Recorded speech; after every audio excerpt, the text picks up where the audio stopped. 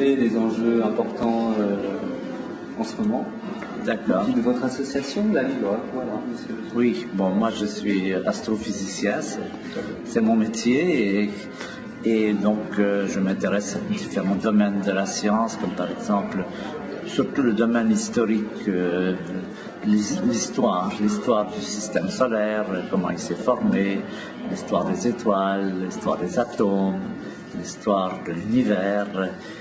Puis je m'intéresse aussi, bien que ce ne soit pas ma branche, à l'évolution de la vie, l'apparition de la vie, l'apparition de l'être humain, toutes ces choses qui sont dans notre passé, qui nous ont amenés à être ce que nous sommes aujourd'hui.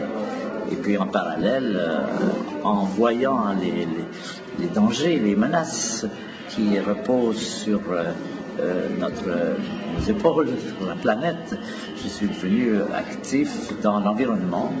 Et j'ai pris la tête d'un mouvement qui s'appelait le ROC, qui avait été fondé, ROC pour Rassemblement des opposants à la chasse, qui avait été fondé par Théodore Monod en 1976.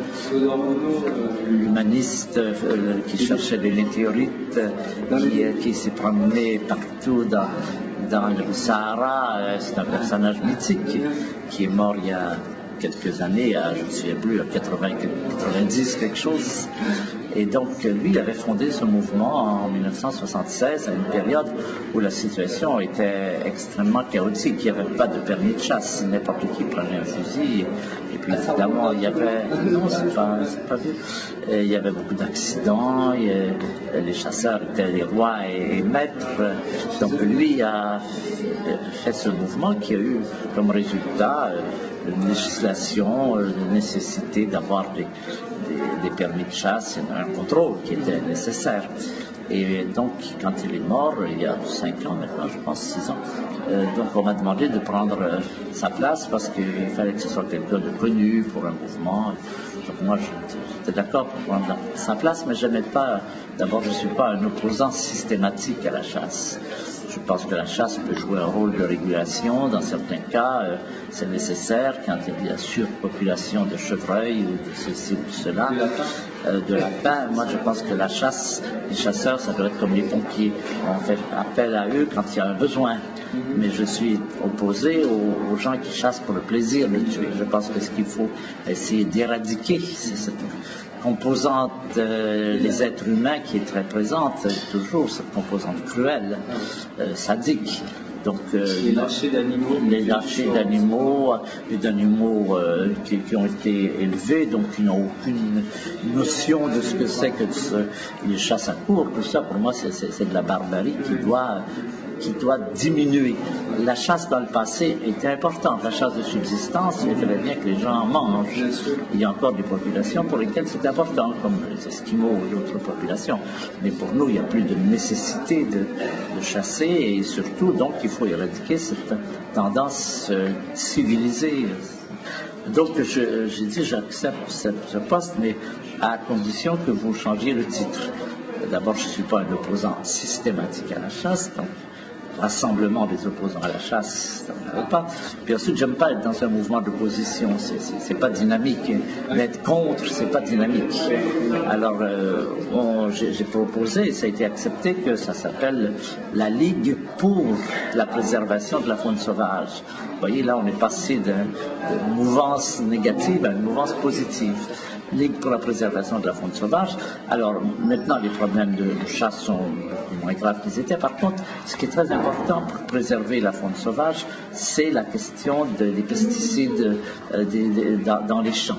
Ce qui amène la destruction, la diminution rapide des papillons, des grenouilles, des oiseaux, c'est l'utilisation massive jusqu'ici par une agriculture productiviste qui voulait avoir des rendements très importants des pesticides. Et c'est ça que les animaux mangent, dont ils meurent, et même qui remontent dans l'échelle humaine. Il y a des enfants qui sont eux-mêmes empoisonnés par ces choses-là. Donc, c'est ça, notre travail, c'est plutôt maintenant d'essayer de promouvoir une agriculture biologique sans pesticides, sans irrigation trop importante, sans nitrates, qui sont tels qu'ils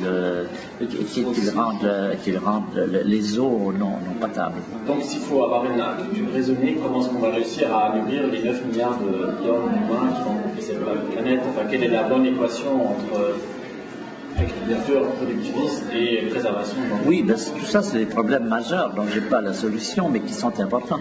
Mais on voit très bien que si on continue à stériliser les terres par l'agriculture productiviste, on va avoir de moins en moins de terres pour nourrir ces milliards de personnes. Donc la chose la plus importante au départ, c'est de cesser de détériorer et ensuite de penser à trouver des moyens. C'est sûr que ce ne sera pas simple. On peut trouver des moyens et d'ailleurs il y a un peu partout en Afrique et ailleurs le retour à des cultures plus vivières, des cultures familiales. Ces gens avaient l'habitude dans le passé, avaient leur petit potager.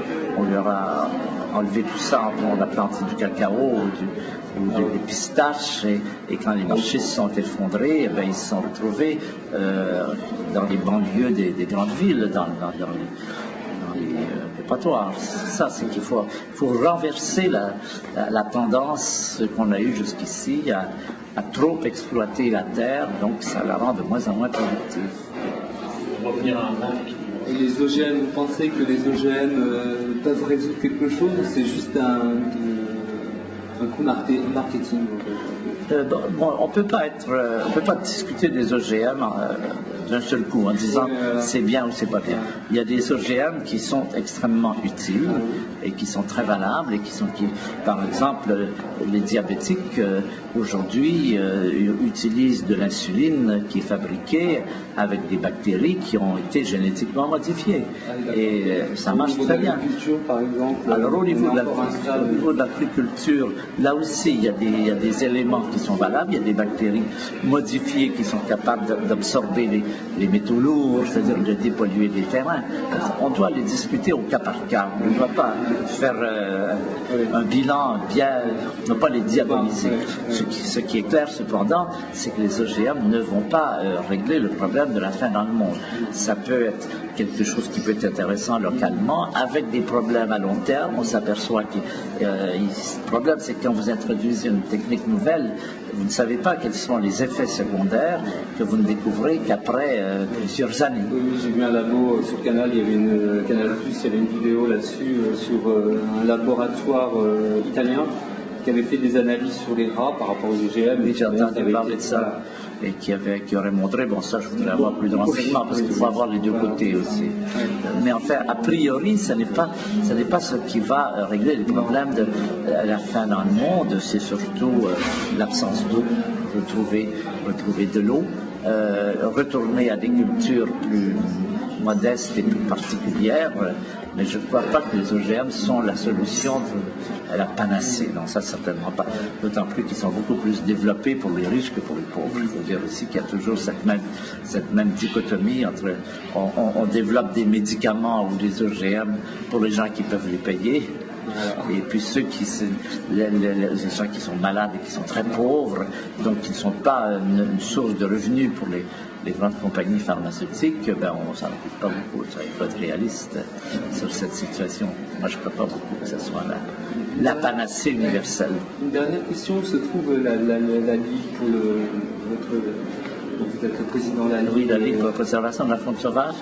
Oui, nous avons un petit local ici à Paris, dans le 5e, oui, mais nous avons des membres un peu partout dans le pays. Nous sommes très implantés dans plusieurs milliers de membres un peu partout qui nous donnent des renseignements sur ce qui se passe, quand il y a une menace quelque part, nous avons même des représentants au Canada qui ont l'œil et qui peuvent nous dire ce qui se passe. Et nous avons récemment, en Guyane par exemple, où il y a un problème aujourd'hui d'une compagnie minière canadienne qui veut implanter une mine d'or, avec ce que cela représente comme pollution.